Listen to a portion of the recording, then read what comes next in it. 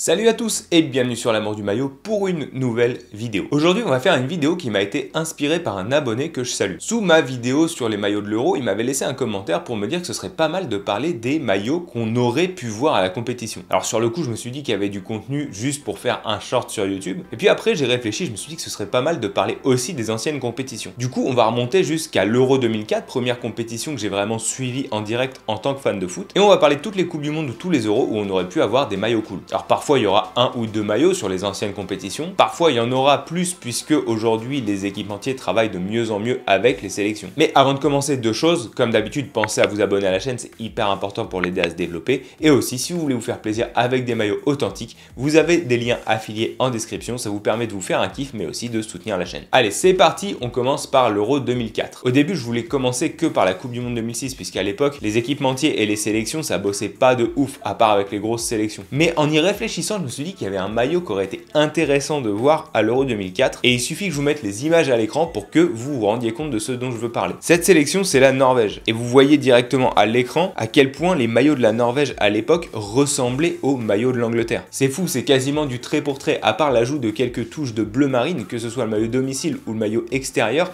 les maillots se ressemblent à l'identique quasiment. Donc ça aurait été vraiment très cool, je trouve, de voir l'Angleterre et la Norvège s'affronter à l'Euro 2004 avec ces maillots Umbro. On passe ensuite à la Coupe du Monde 2006. En 2006, la plupart des équipes, elles avaient le même maillot avec des couleurs différentes, comme la France et l'Allemagne à domicile. Mais chez Adidas, il y avait une sélection non qualifiée qui avait un maillot un petit peu différent des autres, c'était la Grèce. Comme pour le maillot extérieur de la France, il y a un peu de personnalisation et moi j'adore ça. Cette croix grecque qui suit les lignes du maillot Team Geist, perso, j'adore. Une petite mention aussi pour le maillot de la Belgique à l'époque qui n'était pas extraordinaire dans son design mais qui avait un côté vintage que personnellement j'adorais. Pour l'Euro 2008, en y réfléchissant de base, j'avais pas trop d'idées en fait de maillots à intégrer à ma sélection. Il y avait bien le maillot du Danemark ou encore les maillots Umbro de l'Angleterre ou l'Irlande qui auraient eu leur place parce qu'ils étaient assez cool. Mais en faisant mes recherches, je me suis rendu compte qu'il y avait un maillot qui aurait été trop cool de voir dans cette compétition. C'est le maillot anniversaire de la Suède. Ce maillot était un petit peu rétro, un peu vintage, il était vraiment très cool avec le vieux drapeau à l'ancienne et il commémorait les 50 ans de la finale de la Coupe du Monde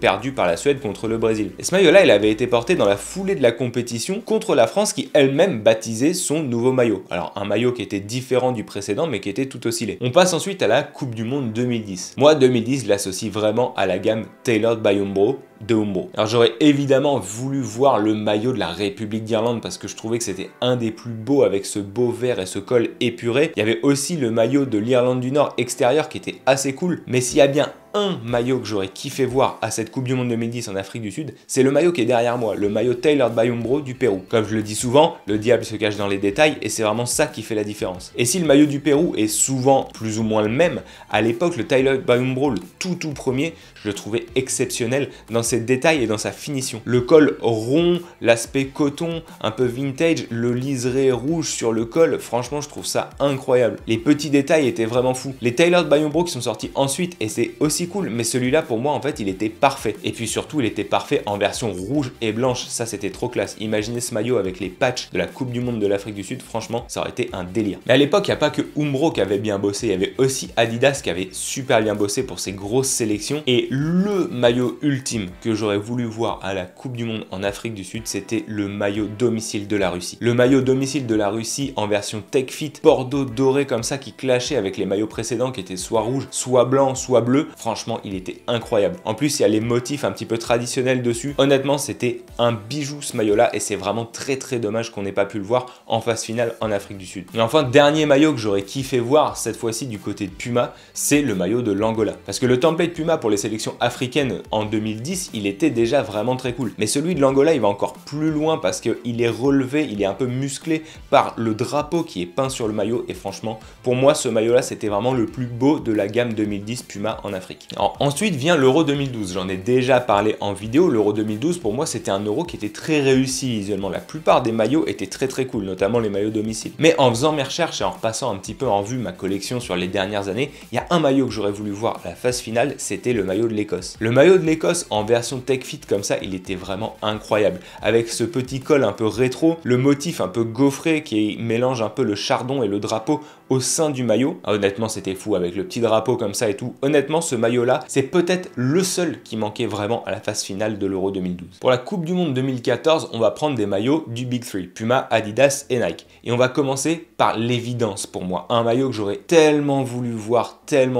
au Brésil, c'est le maillot domicile de la Suède. Le maillot domicile de la Suède qui était un petit peu inspiré du drapeau, il était vraiment incroyable. Alors après, la raison pour laquelle il n'était pas en phase finale, c'était aussi grâce à un barrage incroyable entre la Suède et le Portugal. Mais ce maillot, je l'ai dans ma collecte en version A10-0, en version player. Déjà, les couleurs sont incroyables. Elles sont vraiment très propres. En plus de ça, le design, en fait, il mélange un petit peu de style, mais aussi un petit côté traditionnel. Et en France, on s'en souvient surtout pour le barrage, en fait, entre les espoirs suédois et les espoirs français. Et ouais, ce maillot avec l'espèce de bleu ciel, la toute petite touche de rouge dessus comme ça. Honnêtement, un maillot qui est pour moi, quasi parfait. Je pense que c'est mon maillot préféré de l'histoire récente de la Suède. On note aussi que celui du Danemark aurait mérité, pour moi, d'être à la phase finale parce qu'il reprenait un petit peu le même principe. Il était aussi inspiré du drapeau et je trouvais ça très sympa. Et sinon, il y avait aussi Puma à la Coupe du Monde qui avait très bien bossé, hein. On se rappelle du maillot du Ghana notamment, mais le maillot africain que j'aurais voulu voir en phase finale, qui avait vraiment le niveau Coupe du Monde entre guillemets, c'est le maillot du Burkina Faso qui était dans la même veine, hein, vraiment très traditionnel,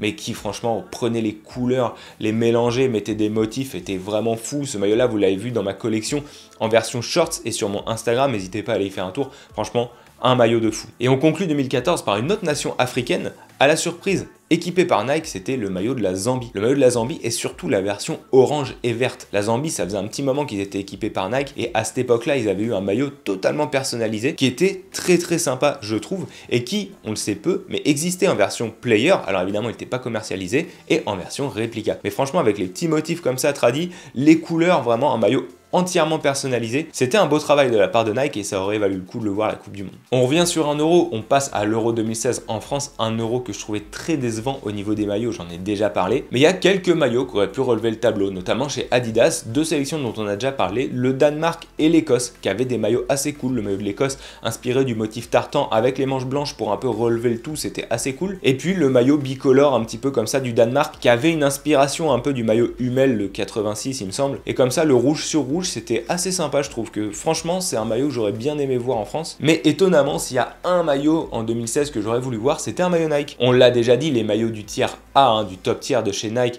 à l'Euro 2016, ben, c'était très banal, c'était des maillots qui étaient dupliqués, il n'y avait que les couleurs qui changeaient. Par contre, dans le deuxième tiers de ces catégories-là, de ces équipes-là, il y avait vraiment du lourd. On l'a vu, il y avait la Turquie, il y avait la Croatie, la Pologne qui avait des très jolis maillots à l'Euro 2016, et il y a une sélection qui avait un maillot qui était vraiment très joli et qu'on n'a pas vu à cette phase finale, c'était la Slovénie. De toute façon, la Slovénie, en fait, chez Nike, hein, de 2010-2012 à peu près jusqu'à 2020, ils avaient un super design, même si 2010, ça rappelait beaucoup 2002. Mais en tout cas, vraiment, je trouve que le maillot vraiment de 2016, qui reprenait ses couleurs, il y avait du vert, il y avait du bleu ciel, il y avait un peu de blanc. C'était vraiment un design que je trouvais vraiment très pur, très classe, très cool. Et c'est un design qui aurait mérité de voir l'Euro 2016. On passe ensuite à la Coupe du Monde 2018. Et pour moi, franchement, c'est la Coupe du Monde où il manquait le plus de bangers. Alors honnêtement, en vrac, hein, vous avez qu'à regarder ça. Il y avait ce maillot extérieur du Chili que j'ai dans ma collection qui est incroyable. Il y avait ce duo de la Norvège, surtout le maillot extérieur qui était bien cool aussi. Il y avait le maillot away de la Grèce qui reprend le drapeau en bleu ciel sur bleu roi. Franchement, c'était fou.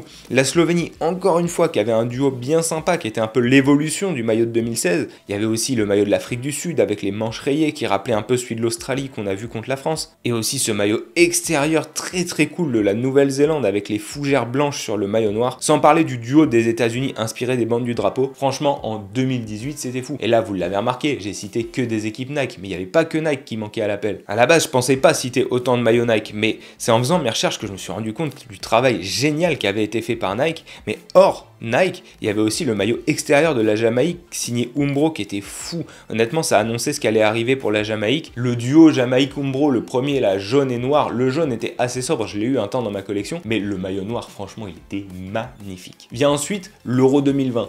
Si vous me suivez depuis longtemps, vous savez qu'en 2020, j'ai été très déçu par Adidas. J'avais été assez satisfait de Nike sur les grosses équipes. Mais il y avait d'autres marques qui avaient bien bossé, notamment Puma, qui pour moi était celle qui avait quasiment le mieux bossé de la compétition, si on met à part les maillots extérieurs évidemment. Et chez Puma, pour moi, le maillot qui manquait vraiment lors de cette phase finale, c'était le maillot de l'Islande, qui était inspiré des glaciers. Alors c'était une gamme que les Anglais avaient appelé Crafted by Culture, donc inspiré de la culture, et donc il reprenait un peu des traits, des caractéristiques de la culture locale, du patrimoine de la sélection représentée. Et là, pour l'Islande, il s'était inspiré des glaciers. Je trouve que le maillot était vraiment très beau, et il aurait mérité de voir la phase finale. Mais s'il y a aussi un maillot d'un autre équipementier que j'aurais voulu voir à l'Euro 2020, tout simplement, c'est le maillot que je porte, le maillot Roma de la Bulgarie. Comme vous pouvez le voir, avec cet ancien blason qui est vraiment fou, qui donne un côté vintage, et surtout un maillot qui est relevé, qui est un petit peu épicé, par cette bande centrale qui rappelle évidemment le drapeau. Je trouve que là c'était un vrai beau travail de la part de Roma. C'est là où les petits équipementiers sont très forts et on les voit pas assez, je trouve, sur les grandes compétitions. On les voit beaucoup à l'échelon des clubs,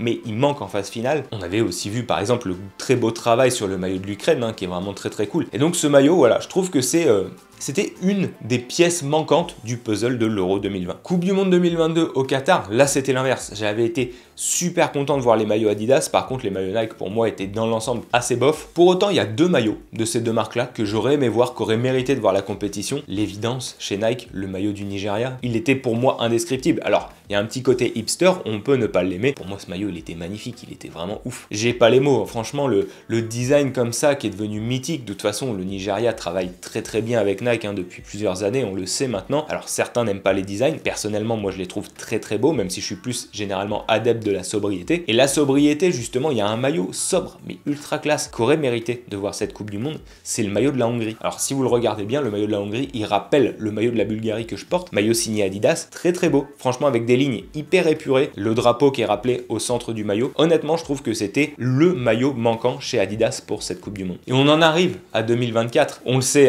il y a eu vraiment des super maillots, il y a eu débat, des gens qui sont venus me prendre la tête dans mes commentaires, parce qu'ils attaquaient un petit peu mon avis sur Adidas. Vous savez à quel point j'ai attaqué un petit peu. Je referai une vidéo sur Adidas pour parler des maillots de club, parce que je vais peut-être faire un petit mea culpa. Toujours est-il que avant de saluer le maillot manquant pour moi de cette compétition, et je pense que on sait tous de quel maillot je vais parler, je voudrais saluer Herea, qui via le programme de l'UEFA a fait un gros travail sur les petites sélections, avec notamment le maillot d'Andorre, mais aussi le maillot du Bélarus. Si vous regardez ce maillot, il est vraiment fou. Il rappelle le maillot de la Russie dont j'ai parlé précédemment en 2010. Herea a très bien bossé, c'est là tout l'intérêt du programme de l'UEFA qui permet d'avoir des beaux maillots personnalisés. Pour en avoir eu dans ma collection, malheureusement des fois la qualité est un peu moins au rendez-vous que sur les grandes marques, mais ça on s'en fiche un petit peu parce que les designs sont très sympas, très cool. C'est dommage qu'il n'y ait pas ces petites sélections là, qu'on les voit pas plus souvent, parce que honnêtement les maillots sont vraiment fous. Mais le maillot qui manque à cet Euro, on l'a vu, il a vraiment buzzé, c'est un petit peu l'équivalent du Nigeria en Europe cette année, c'est le maillot domicile de la Norvège évidemment, cette espèce de rappel du drapeau. Moi il me fait un petit peu une référence un peu glaciaire en fait,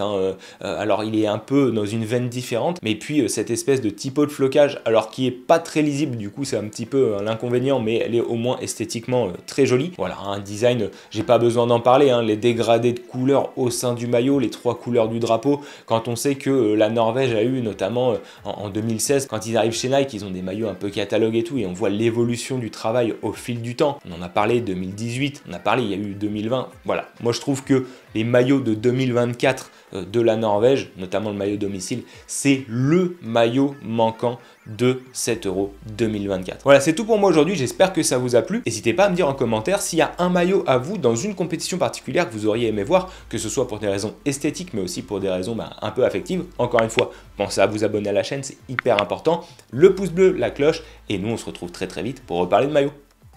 Ciao!